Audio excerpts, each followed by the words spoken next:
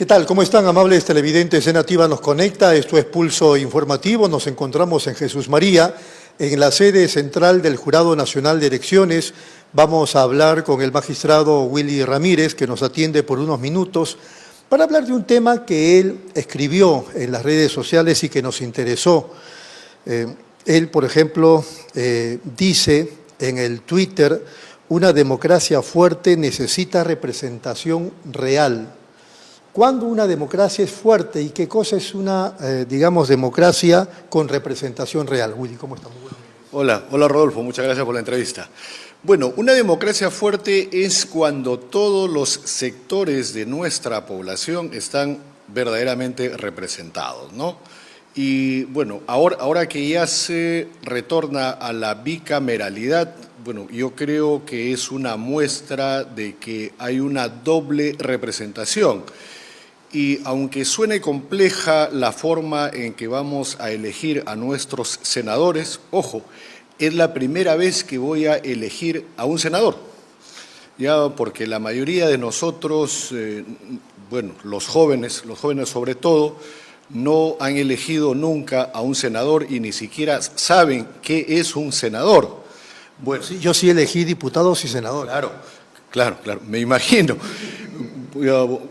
Haciendo un poco de memoria, mi debut fue allá por 1993, que recién había cumplido la mayoría de edad y fui con mi libreta electoral de 3 cuerpos a sufragar por el referéndum, que es otra forma de manifestación democrática, ¿no? Es una consulta popular donde uno vota por el sí o por el no. Yo voté por el no en aquella oportunidad. Era un estudiante de Derecho y voté por el no, pero ganó el sí y hay que ser respetuoso de la decisión democrática, ¿no? Entonces, la forma de elección de los senadores en esta oportunidad es un senador que va a representar a cada una de las regiones, bueno, mal llamadas regiones, porque en realidad son departamentos de nuestro país, lo que es el distrito múltiple, 1 por cada región y 4 por Lima por el tema demográfico, y lo que suma 30, ¿no? Y los otros 30 ya es por distrito electoral único, es decir, a nivel nacional. Y de esta forma va a estar conformado el Senado nuevamente como la Cámara Alta o la Cámara Reflexiva, porque esa es la verdadera esencia, por decirlo de alguna manera, del Senado. Y la Cámara de Diputados se sigue manteniendo con 130 diputados y el término diputado es precisamente el de representante, ¿no? El que representa a. Entonces, ahora, aquellas regiones que tenían un congresista, un diputado, ya va a tener 2, por ejemplo, Madre de Dios, ¿no? Porque uno no necesariamente representa a una región o a un departamento. Entonces, si estamos hablando que aquella región o aquel departamento que tenía un solo congresista y ahora ya tendrá al menos 2 diputados y un senador, ¿no? Entonces ya tendrá 3. Entonces, de esta manera estamos, creo que, contribuyendo en el mejor sentido con la verdadera representación. Pero hay otros tipos de representación también, Rodolfo. Estamos hablando de las minorías étnicas, de las minorías por opción sexual, de la mujer que está subrepresentada hasta el día de hoy.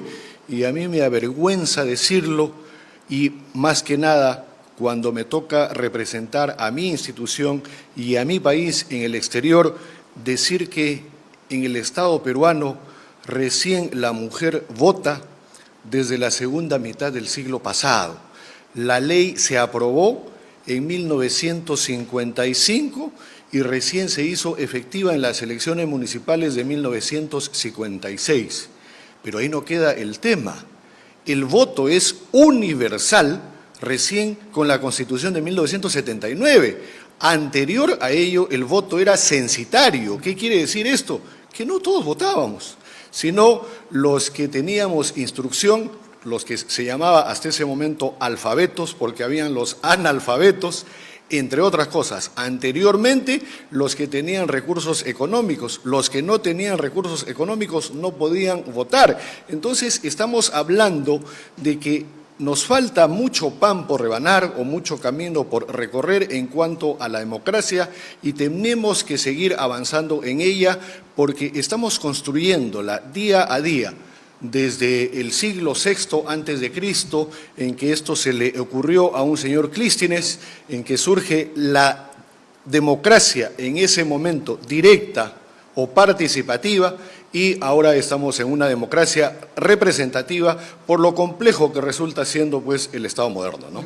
Usted nos ha respondido a la pregunta de lo que es una representación real, pero partiendo del asunto de la ley que ya existe, pero que, digamos, se va a plasmar a partir del 2026, julio, cuando tengamos efectivamente senadores y diputados con funciones, además, más claras con el contexto que vivimos, porque era muy distinto el tema de diputados y senadores hace varios años atrás. Pero yo insisto en el tema de la representación real a partir de la hora, o sea, en las actuales circunstancias. ¿Qué cosa es una representación real? Bueno, hoy en día, quienes están llamados a tener esa representación real son los partidos políticos y no están cumpliendo. ¿A cuántos líderes políticos estamos observando o al menos viendo al frente de la gran problemática que nos aqueja actualmente? ¿A uno? ¿A dos? Bueno, yo me atrevo a decir que a ningún líder político o a ningún líder de una organización política lo estamos viendo haciendo frente a toda esta coyuntura nada favorable y que todos estamos en la obligación. Hay algunos que hacen el intento, creo. Bueno, pero no hay que quedarse en el intento. Antes de ayer colgué yo una reflexión en X un tanto larga, lo mismo hice en Facebook, en LinkedIn, y usted viera las respuestas que hay. Hay respuestas de todo tipo. ¿Pero qué dijo usted, pues? De todo calibre, invocando a mantener la calma, por un lado. En estos tiempos es complicado mantener la calma. Sumamente complicado, pero vos... Se están matando, por ejemplo. Espérese, pero en la desesperación uno también toma decisiones apresuradas y desesperadas. Uno, a mantener la calma, a anteponer los intereses del Estado peruano por encima de los intereses particulares o subalternos. Y luego a sentarse, a conversar y a dialogar y a establecer qué es lo que realmente queremos para el Perú. Y etiqueté a todas las instituciones del Estado peruano porque es el momento de concertar. Antes que nada, señores, el Perú. ¿Concertar entre quiénes? Entre los líderes o las cabezas de las instituciones por el momento. ¿A qué instituciones se refiere? Hablo del Congreso, no, las instituciones formales, porque ellos sí están obligados constitucionalmente. Ahora. Pero están bien enfrentados, ¿ah? No me imagino a Dina Boluarte conversando con la fiscal de la Nación para conciliar. A ver, a eso yo me refiero a anteponer, ¿no?, el Estado sobre lo personal. ¿Por qué? Porque yo puedo... Ella dirá, Dina Boluarte dirá, no puedo anteponer porque me estoy jugando mi pellejo.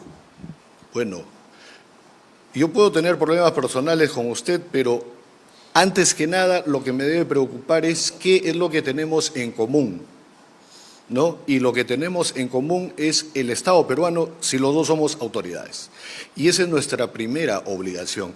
Lamentablemente, no hay una verdadera clase política o no hemos sido formados políticamente para el ejercicio de la función pública.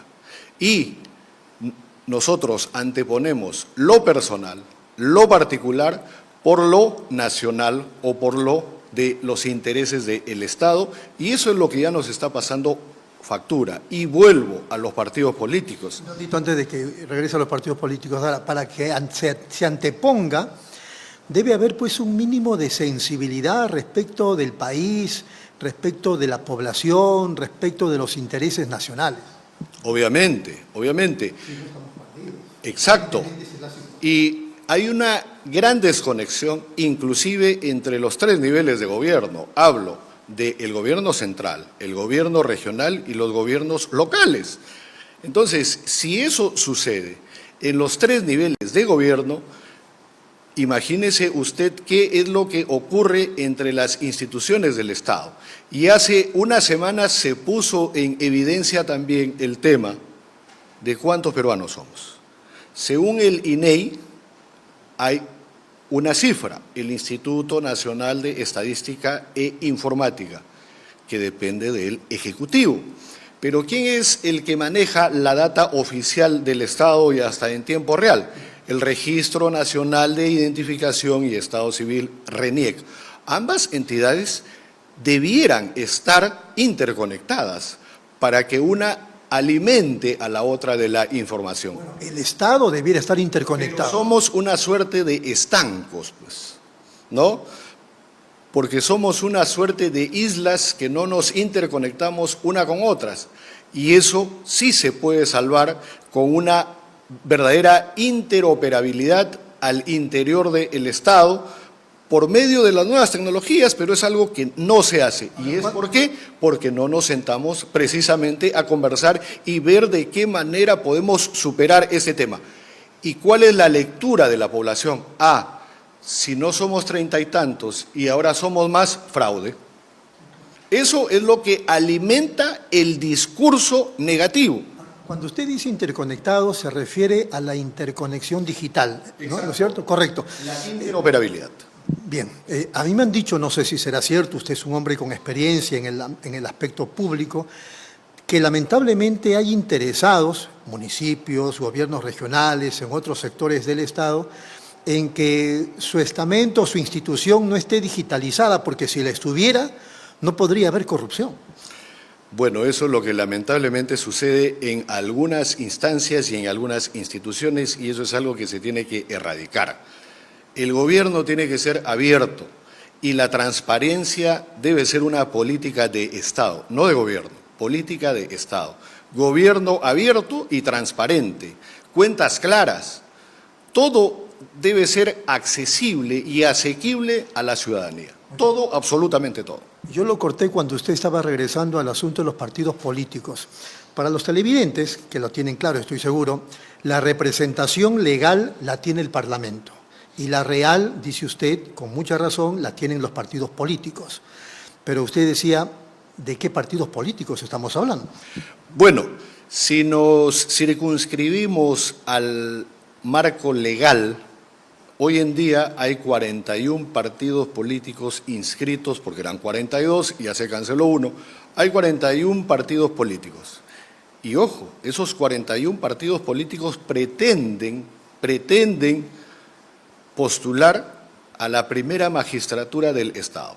O sea, ser los que van a conducir el destino de nuestra nación, de nuestro Estado peruano. Y frente a la adversidad que hoy en día reina, ¿qué están haciendo estos partidos políticos? No se trata de ser un oportunista y a río revuelto ganancia de pescadores, no. Nuestra presencia y nuestra participación tiene que ser real y esto va para la propia ciudadanía. Porque ser ciudadano, vea, no es el simple hecho de contar con el DNI azul o blanco, si es, bueno, digital o electrónico hoy en día, ¿no? Sino nuestra ciudadanía debe ser activa, debemos ser participativos y nuestra crítica no solamente debe ser destructiva, sino constructiva. Por ejemplo, ¿qué es lo que estamos haciendo en el plano personal, en el plano familiar, en el plano de nuestra escuela, de nuestro trabajo, de nuestra universidad, en nuestro entorno, en nuestro contexto? ¿Qué alternativa de solución estamos dando? Frente a la inseguridad ciudadana, por ejemplo, hay ejemplos valiosos de cómo se autoorganizan algunos barrios, algunas juntas vecinales, y están resolviendo a su manera, por iniciativa propia, este tema de la inseguridad. Entonces, si somos capaces a nivel micro de resolver esto, nuestras autoridades, ¿por qué no toman como ejemplo aquello y lo escalan a un nivel o a un ámbito nacional, a un ámbito estatal, pero lamentablemente pues no somos capaces de sentarnos a dialogar, a conversar y sobre todo a concertar, porque uno es de un color y otro es de otro color.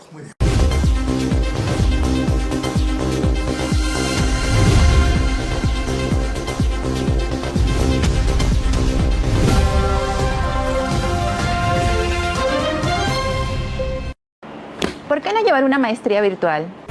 No tengo plata para eso. La plata no es una excusa. Con el crédito educativo pagas en cómodas cuotas sin descuidar tu economía. No tengo tiempo. Esta maestría es 100% virtual. Estudias a tu ritmo sin descuidar tu trabajo ni a tu familia. ¿Pero qué tan buena es la universidad? La maestría es de la Universidad Pedagógica Nacional de Argentina, UNIPE, destacada por su excelencia en educación y con título reconocido por la SUNEDU. Miles de docentes en América Latina confían en UNIPE para especializarse. Ya no hay excusas. Inscríbete hoy y solicita tu crédito en la rama magisterial y lleva tu carrera al siguiente nivel.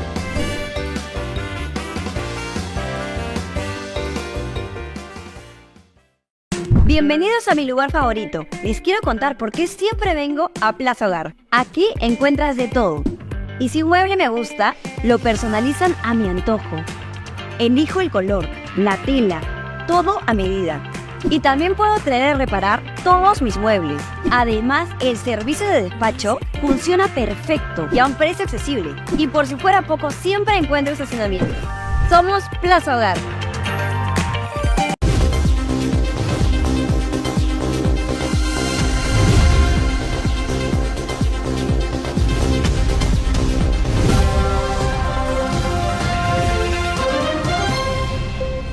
Ya estamos terminando la entrevista. ¿Cómo quedó el tema de los plazos para las alianzas? ¿Finalmente es en julio, en agosto o en mayo como propuso el jurado? Hay una reforma legal por parte del Congreso de la República que dio una ley en horas de la tarde y en la noche fue promulgada y esa misma noche fue publicada. Bueno, debemos felicitar la celeridad con que algunas veces salen las cosas, ¿no? Y en edición extraordinaria, inclusive fue publicada la ley en tiempo récord. Bueno, ahora es la fecha límite para la conformación de alianzas el 1 de septiembre. Inicialmente fue hasta el día 12 de mayo, considerando que la fecha primigenia era el 12 de abril, un año antes de las elecciones, pero coincidía con la fecha límite también para la inscripción de los nuevos partidos políticos. Entonces, si coincidía la fecha de la inscripción de los nuevos partidos, ¿cómo van a armar alianzas? Entonces, eso se corrió por un mes tentativamente o provisionalmente, mejor dicho, hasta esperar los aportes, las sugerencias de los interesados, y eso fue lo que nosotros recibimos y se corrió hasta la quincena de julio. Pero el Congreso de la República ha creído conveniente y lo ha plasmado en una ley de la República que es hasta el 1 de septiembre. ¿Es bueno o es malo? Acorta los plazos finales, ¿no? ¿Por qué? Porque comprime todo al final. Bueno, nosotros somos... También le sirve de plazo a los partidos para que se pongan de acuerdo en sus alianzas, entiendo yo. Pero no nos olvidemos que una alianza electoral es una organización política, o sea, es como si fuera un nuevo partido político. Entonces, se tiene que cumplir con todas las etapas previas para la postulación. Estamos hablando internas, primarias, mediante delegados. Bueno, ya sabemos que todos, o casi todos, bueno, ahora las organizaciones políticas van a ir por la modalidad de delegado, ¿no? A propósito de su pesimismo por los partidos políticos, yo he conversado con algunos de los líderes que aparentemente están ansiosos por hacer alianzas, pero dicen ellos que se chocan con representantes de partidos que en realidad son vientres de alquiler, o sea, no tienen finalmente el manejo, y ese es un grave problema para poder hacer alianzas y conciliar. A ver, Yo no soy en lo absoluto pesimista, no, porque yo vengo más bien alentando las alianzas, ¿ya? Porque Pesimista respecto de los partidos políticos. bueno, eso es una triste realidad, porque ¿quién conoce a los 41 líderes de los nuevos partidos políticos? ¿Quién conoce? 41, bueno, ahí está Keiko, Rafael López Aliaga. 41. Y después Verónica Mendoza, y por ahí 2 o 3 nombres más. Ah, su amigo Belaúnde Llosa. 41. No es mi amigo, yo no soy amigo de ninguno, menos mal. 41. Entonces es bastante complicado. Eso es identificar al líder. Ahora, ¿cuál es el ideario de cada partido político? No se sabe. Eso es bastante complicado. Entonces, Además hay algunos que ven la política como un negocio. se corre también ese riesgo. Entonces, al momento de las El alianzas... asunto de los Acuña, por ejemplo, no sé si usted lo sabe, que César Acuña es de APP, Humberto Acuña, que es congresista, tiene su propio proyecto político, su partido, la señora también, el hijo igual. Bueno, es lo que la ley de... Eso es lo que la ley del año 2019 propició, ¿no? Está bien entonces para usted. Bueno, yo no soy quien para criticar, porque yo me limito a cumplir lo que la ley en su oportunidad estableció. Se hicieron los reparos correspondientes y ya se ha restituido el requisito, que es el 3% de firmas, y ahora son cerca de 790.000 firmas. ¿Ya? Entonces creo que de esa manera la valla está más alta nuevamente, pero hay que establecer otro tipo de requisitos para que la inscripción no sea tan laxa, no sea tan fácil, ¿no? A propósito de requisitos, usted que es ducho en el tema, usted es magistrado del Jurado Nacional de Elecciones, y con esto termino, ya me están haciendo señas, hay una forma, hay un modo de empezar a trabajar para que los partidos políticos dejen de ser una suerte de bastión de uno y tengamos más caudillos que partidos políticos. Bueno, la norma, la ley de partidos políticos establece ciertos requisitos para que se conforme un partido político, un movimiento regional y una alianza electoral. No hay ninguna norma que prohíba que una persona sea el protagonista en cierta organización política. Ahora, hay el poder real y hay el poder formal. Hay el poder fáctico y hay el, digamos, poder en el papel, ¿no? Entonces, algunas organizaciones políticas escriben una cosa pero hacen otra. Y a una de ellas eso ya le pasó factura y se le ha cancelado la inscripción. Entonces hay que tener bastante cuidado. Vuelvo a la pregunta porque quizá no he sido claro. ¿Los dueños de partidos tienen que acabarse o está bien? No hay dueños de partido porque... No, en la práctica sí lo sabe. Bueno, la ley no permite que algún partido tenga dueño porque un partido político es un colectivo de personas. Eso en el papel. Bueno, es lo que dice la norma. Keiko es dueña de Fuerza Popular. Los alanistas son dueños del APRA. En el PPC... Eso porque no milito y estoy impedido de militar. ¿Quién duda que Acuña maneja PP? No les sabría responder porque yo no soy partidario ni militante de ninguna organización política. Nunca lo he sido tampoco. ¿Hay alguna forma de hacer que los partidos se conviertan en realidad en partidos políticos como en los 70 o antes o más atrás? Sí, con la educación cívica y con las escuelas al interior de los partidos que ellos mismos han renunciado hace buen tiempo. Gracias. Muchas gracias al doctor Willy Ramírez, magistrado del Jurado Nacional de Elecciones. Pausa, volvemos.